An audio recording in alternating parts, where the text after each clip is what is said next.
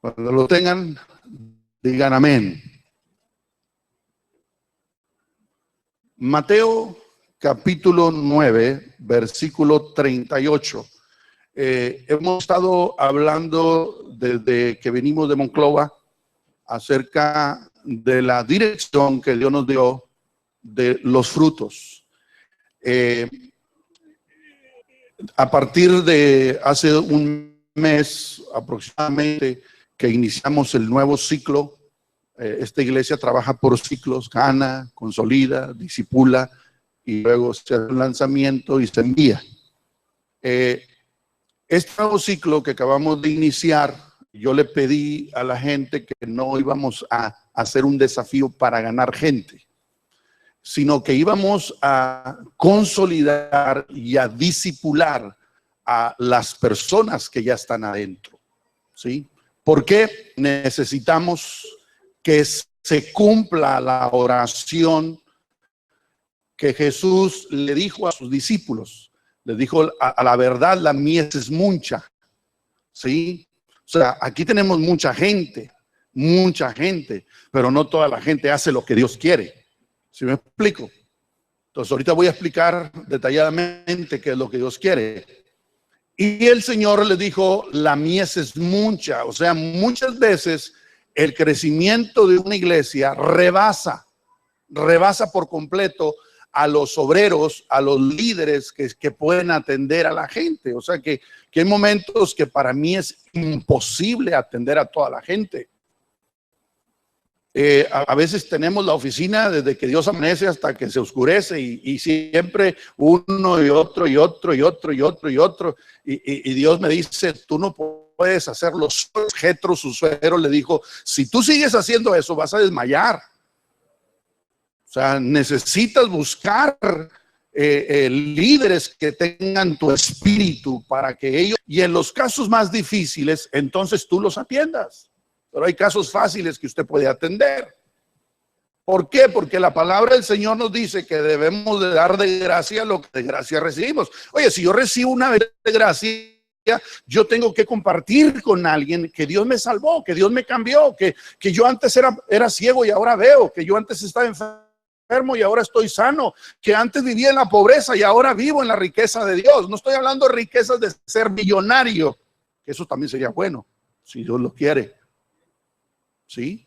No estamos peleados con eso, porque todo se mueve con dinero, pero que nuestra riqueza proceda de Dios. A veces la riqueza de Dios en nosotros no son un millón de pesos con 10,000 pesos. Es el hombre o la mujer más feliz del mundo, ¿cierto? ¿No?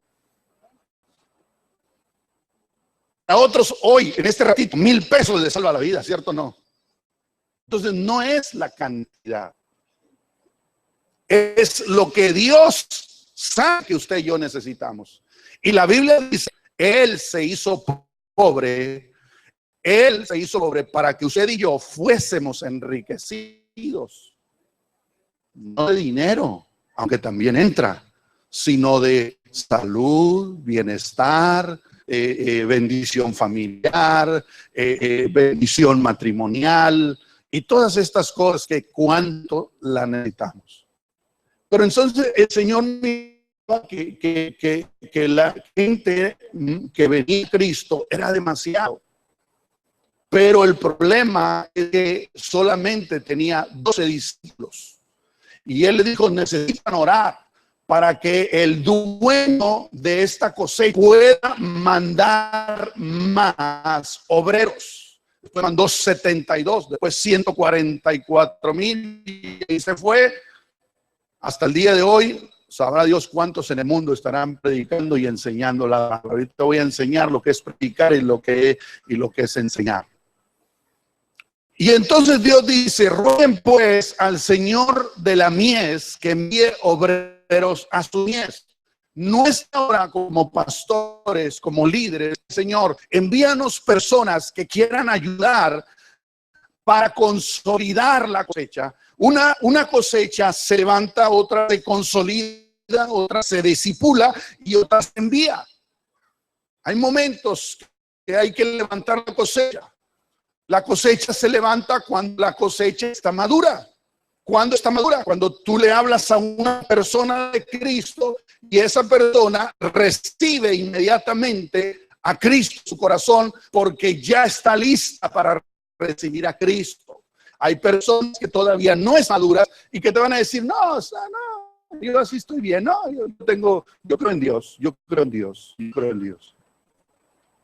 Pero hay personas que están anhelando servir a Dios, pero no saben cómo, y tú llegas aquí y tú les enseñas cómo, y entonces ellos empiezan a servir a Dios. Ahora, cuando la cosecha ya está dentro, cuando ya, si no la movemos, si la ponemos en la tienda, se va a podrir. Y ese es el otro tipo de cosecha que necesitamos mover. Esa cosecha necesitamos, diga conmigo, procesarla. ¿Sí? Necesitamos limpiarla, necesitamos quitarle las hojas, que ya a veces traen hojitas, necesitamos quitarle todos los bichitos. Si usted ve las naranjas cuando están en el mercado, se ven brillosas, ese es un líquido que le echan, por si no sabía, por eso hay que lavarlas. Ese es un líquido para que se vean brillosas. Las manzanas también les echan ese líquido, ¿verdad? Para que usted diga, ¡ah, qué deliciosas! Entonces hay que procesarlas, hay que tenerlas bien presentadas para que cuando estén allí en Gutiérrez, en Merco, no tengo en Aurrera, no tengo ningún compromiso con nadie de las tiendas estas, ¿verdad? Por eso puedo mencionar cualquiera. La gente quiera esas. ¿Qué quiere decir esto? Dice la palabra, para que todos lleguemos a la unidad de la fe del Hijo de Dios como un varón perfecto. Las personas, cuando te miren a ti, miren a Cristo.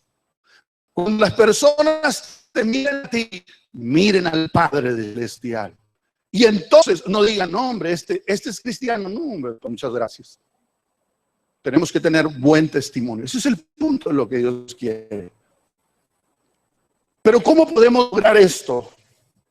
En la mañana dije un texto, pero se me fue la onda en el número, no sé si lo copiaron cuando dije, o alguien lo sepa aquí rapidito. Vosotros sabéis cómo Dios ungió a Jesús de Nazaret con el Espíritu Santo. ¿Cuál? Hechos 6:38. A ver, arriba, por favor. Hechos 10:38.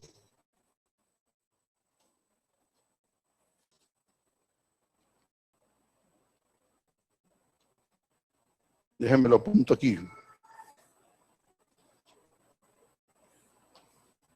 Sí, yo me sé muchas cosas de la Biblia, pero no todos me sé dónde están. Dice, ¿cómo Dios ungió con el Espíritu Santo? Diga conmigo, Dios Padre ungió a su Hijo con el Espíritu Santo. Dice, ¿cómo Dios ungió con el Espíritu y con poder a Jesús de Nazaret? Y cómo Jesús anduvo hasta ahí. No dice así. Qué bueno que usted lo está leyendo. Dile que está a tu lado. Entonces, ¿por qué tú la pasas haciendo eso? Males por aquí, males por allá, males más acá, males más. Dice, lo ungió con santo y con poder a Jesús de Nazaret. Y cómo este anduvo haciendo bienes y sanando a todos los oprimidos por el diablo, porque Dios estaba con él. ¿Qué es lo que garantiza o qué es la señal de que Dios está con nosotros? De que somos ungidos, pero la unción no se mira. ¿Cómo es que yo puedo saber que estoy ungido por Dios? Dice la palabra que Jesús andaba haciendo bienes, andaba sanando a los enfermos y andaba liberando a los endemoniados. ¿Para qué quiero la unción yo? Para hacer el bien, para sanar a los enfermos y para liberar a los endemoniados. Ese es el propósito de parte de Dios para nosotros. Dios quiere que usted bien. Dios quiere que usted en cualquier momento que mire a una persona enferma, usted ore por él. Dios quiere en cualquier momento que usted mire a una persona que está siendo demonizada. Demonizada quiere decir que está siendo influenciada. Ven aquí. Por ejemplo, él es una persona. Cuando hablo de demonizado, quiere decir que el demonio le dice, odia, odia, odia. Y él empieza a odiar. El demonio le dice, roba. Y él empieza a robar. Esa persona está demonizada. Quiere decir, está influenciada por el demonio. Cuando una persona está endemoniada, aguanta 105 kilos. Cuando una persona está endemoniada, el espíritu del demonio vive en él y le dice por acá, por acá, por acá. Y él quiere ir a la iglesia y le dice, no, para acá. Y luego le dice a todos los demonios, dígale que no, llévenselo a jugar fútbol, llévenselo a hacer esto, llévenselo al cine, a algún otro lugar, a la iglesia, no. Esa es la diferencia, gracias, hijo. Esa es la diferencia entre una persona que está demonizada, que está influida. Todos los que estamos aquí estamos demonizados, todos. O sea, el diablo nos habla. A todos el diablo nos dice, no hagas eso, no. Dile, contéstale a tu mamá, contéstale, que al cabo no pasa nada, contéstale. Y uno dice, sí, cierto, mamá, sí, cierto. Tú siempre quieres hacer todo lo que tú quieres. Siempre yo tengo que hacer lo que tú quieres. ¿Por qué? ¿Por qué? Y la mamá le dice, ¿no más por eso? No más por eso. Tú quieres hacer algo bueno. Pablo decía, miserable de mí, que lo que no quiero, eso hago. ¿Cuántas veces usted ha dicho, voy a hacer ejercicio y no lo hace? Y se compró una para hacer ejercicio y cuando anda ahí en la tienda, usted anda emocionado. Cuando va y compra la fruta, porque ahora sí va a comer pura fruta, juguitos, y anda emocionado, llega a la casa y los pone y no se vuelve a acordar de ellos. Ni lo que no quiero hacer, eso hago. ¿Qué es lo que no quiero hacer? Está gordo de obesidad, porque hay gordos como yo, robustos, buenos. Yo sin flaco me veo calavérico, hermano. Yo asusto calavérico. Hay personas que nacimos así gruesecitos y así estamos bien. Pero cuando yo pesaba 125 kilos, sí tuve que bajarle. Ahí sí, porque ahí ya no estaba grueso, ahí estaba obeso. Pero cuando nosotros queremos hacer algo bueno, ¿verdad que siempre hay algo que lo evita? ¿Quiere que le diga quién es ese alguien? Usted mismo, no se haga. Usted mismo decide. Dios nos dio el poder y la autoridad para decidir. Por eso necesitamos la ayuda del Espíritu Santo para poder cumplir los propósitos de Dios. Dice la palabra que Jesús anduvo haciendo bienes. Jesús anduvo sanando. Jesús anduvo liberando. ¿Por qué? Porque Dios estaba con él. Ahora, si Jesús necesitó la unción del poder del Espíritu Santo, si Jesús necesitó el poder del Espíritu Santo, ¿quién somos usted y yo a querer ir en la vida sin el Espíritu Santo? ¿Está aquí? ¿Quién somos usted y yo? ¿Somos más que Dios? No, si Él lo necesitó, pero pastor, ¿por qué lo necesitó si Él era Dios? Déjame te cuento. Cuando Adán pecó, fue sacado, pero en el huerto él no necesitaba la ayuda de nadie porque Dios la daba todos los días. Pero cuando él peca, cuando él permite que el pecado entre, entonces él es sacado del huerto y él empieza a vivir en su humana naturaleza sin la ayuda de Dios. Pero necesita la ayuda de Dios, pero él no logra, viene y Dios tiene que desbaratar otra vez el mundo. ¿Por qué? Porque volvieron a pecar.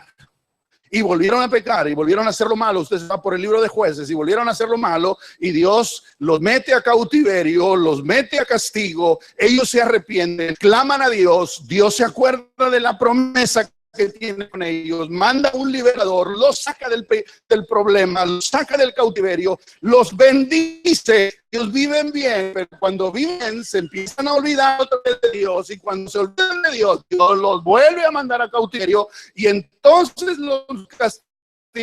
Ellos se afligen, ellos le piden perdón a Dios, ellos son sacados otra vez por causa de la promesa de Dios, y Dios los vuelve a bendecir mandando a otro libertador, y entonces cuando ellos viven bien se vuelven a olvidar de Dios.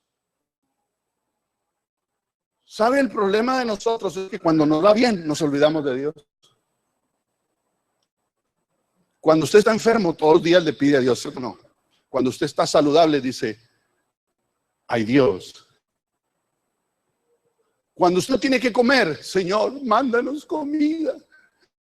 Señor, aquí, pobrecito con este huevito, pero contigo. Y cuando Dios te manda los pedazos de carne, se te olvida orar. ¿Por qué?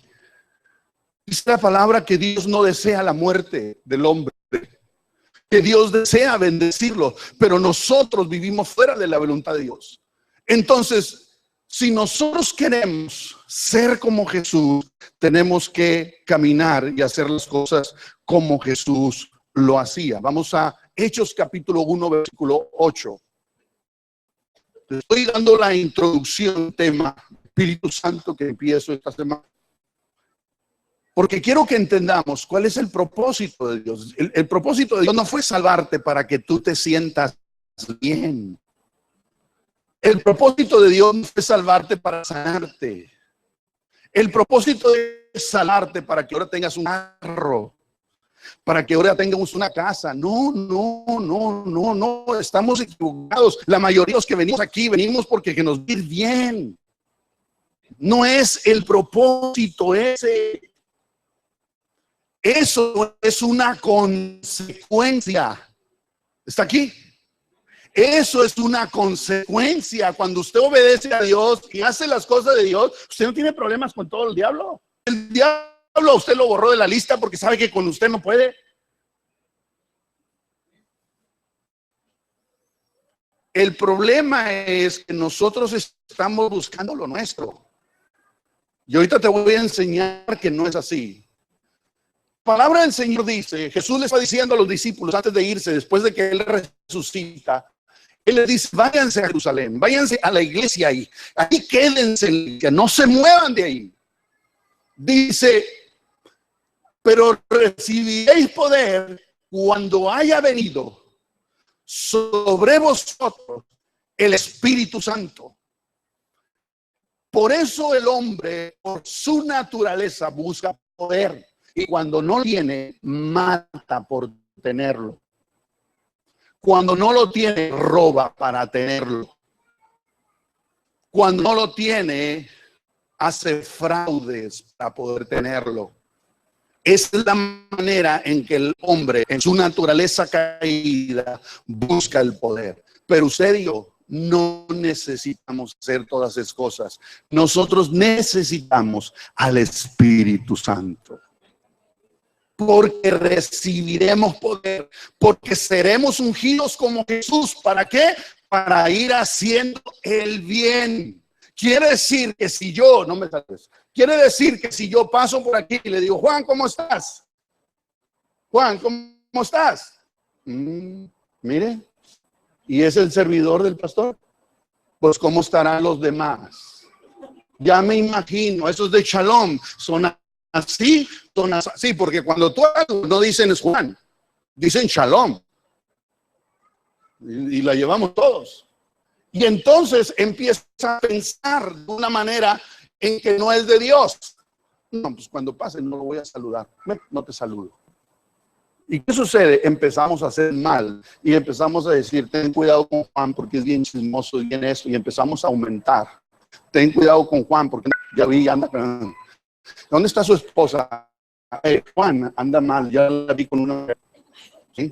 ¿Dónde están los amigos de Juan? ¿Saben qué? Juan no es sincero. Tengan cuidado con él. ¿Para eso quería el Espíritu Santo? Si Jesús necesitó el Espíritu Santo, usted y yo lo necesitamos. ¿Para qué? Juan, ¿cómo está? Dios te bendiga. Juan, es muy probable que usted no me haya visto, Juan, pero yo lo sigo apreciando. Dios me lo bendiga, Dios me lo guarde. Si usted saluda, yo lo saludo. En el nombre de Jesús. ¿Sí? Cuando veas a Juan que tal vez está distraído, ora por él, porque el amor trae problemas. ¿Sí? Hermana, quiero estar orando por Juan, porque lo veo muy distraído. Pero no tenga pendiente, estamos orando por él, para que él no tenga ningún problema. Gloria al Señor. Amigos, hay que estar orando por Juan. ¿Está aquí? Cuando tú eres ungido por el poder de Dios, cuando tú recibes el poder de Dios, es para bendecir a las personas, para que tu pensamiento esté conectado con el pensamiento de Dios, porque el Espíritu Santo está contigo y te va a guiar a toda verdad y a toda justicia. Pero cuando tú empiezas a pensar mal, no es el Espíritu Santo, es el otro. Por eso el apóstol Pedro dice: piensen en todo lo bueno, amable, todo lo puro, en todo lo de buen hombre. Si alguna virtud tiene, hay que pensar en ello. Si tú estás enojado con tu esposa y tu esposa te dijo algo, no pienses mal de ella. A lo mejor trae la regla, a lo mejor se siente mal, a lo mejor anda menopáusica, a lo mejor algo trae, pero no es eso. ¿Pero qué pensamos? Sí, ok. Cuando me pidas, no te doy. ¿Sí? Y tú si quieres que yo esto, y es cierto, no es cierto. Cuando tú estés en esa situación, piensa en una virtud de ella. Ay, pero qué linda se porta cuando yo cumplo años. Cada año, pero no importa. No importa. Al menos ese día lo disfruto. ¿Cuántos de ustedes se enojaron porque la mamá no lo saludó el día de su cumpleaños? ¿Y qué dijeron? Se le cayó la jeta. Ya no me quiere. Sí. Ojalá que ya no ponga nada, porque ya no lo voy a recibir nada. Ojalá que no traiga ni un regalo, porque ya no lo voy a recibir. Y empiezas a pensar mal de la mamá o del papá. Tú no sabes qué problemas trae. Mamá, conforme al Espíritu. Es probable que tú no te acuerdes que hoy cumplo años. Solamente te recuerdo: cumpleaños feliz, cumpleaños feliz, le damos hijos, cumpleaños. Gracias, mamá, gracias por tu felicitación. Y la mamá se queda. Vences el mal con el bien. Porque no es cierto que eso es lo que dice la palabra. Pero ¿qué dice el que no está ungido, el que no tiene el poder del Espíritu de Dios? Dice: no, pues cuando cumplas años tampoco te las canto. ¿Sí? Y es más, si veo el pastel, lo tumbo. Y empiezas a maquinar, ¿cierto o no es cierto? Por eso, de esta palabra: separados de mí, nada podéis hacer. El problema de la iglesia es todo lo quieres hacer por tus propias fuerzas. David, cuando peleó con el gigante, dijo: tú vienes contra mí con espada y jabalina, pero yo no me asusto, porque yo no vengo a ti con las mismas armas con las que tú te defiendes. Yo vengo contra ti con el poder del Espíritu Santo de Dios, y Él este día te va a entregar en mis manos, y te voy a matar, y las bestias del campo te van a comer. Oiga, el gigante, su fortaleza era la espada y la jabalina, y de David eran las palabras.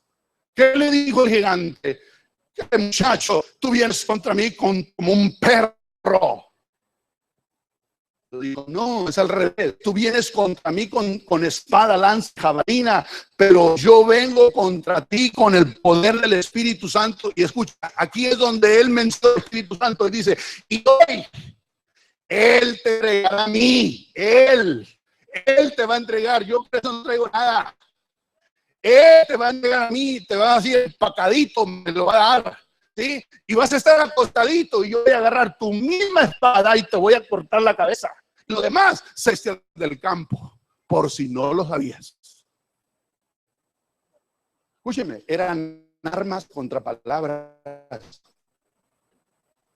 El poder del Espíritu Santo, su palabra, dijo, sea la luz, y fue la luz. Pero ¿qué sucede? Nosotros queremos hacerlo con nuestras propias fuerzas. Vamos a Mateo 6:33. Mateo 6:33. A ver, ven aquí, hijo. Ven aquí. Ven, Mariano. Marito, vente. Ayúdame. Vente, Juan. Un día este ejemplo lo hizo mi esposa y a mí me aclaró mucho la mente con esto. ¿Qué dice la palabra? Leamos. Más bien dice, buscad primeramente el reino de Dios y su justicia. Todas las demás cosas serán añadidas. No me interpretes mal cuando yo digo que Dios no viene a sanarte. Eso sea, donde el Espíritu de Dios está, la enfermedad se tiene que ir. Está aquí. Donde el Espíritu de Dios está, el pecado tiene que huir. Donde el Espíritu de Dios está, la pobreza no puede quedar. Entonces, no me malinterpretes, es que necesitamos cambiar el orden de las cosas. Dios vino a morir para que tú y yo metiéramos a todos al reino de Dios, no para que nosotros nos metiéramos y dijéramos, aquí se rompió una cada quien para su casa. No, no seas egoísta. No se trata solamente de ti, se trata de que Jesús murió por todos. Él quiere a todos. Está a tu lado. Él no solamente te quiere a ti, Él quiere a todos. Ahora, Él te salvó a ti porque podías ayudarle a hablarles a todos. Si nosotros buscamos primeramente el reino de Dios, vamos a tener todo lo que se necesita en esta tierra. Escucha.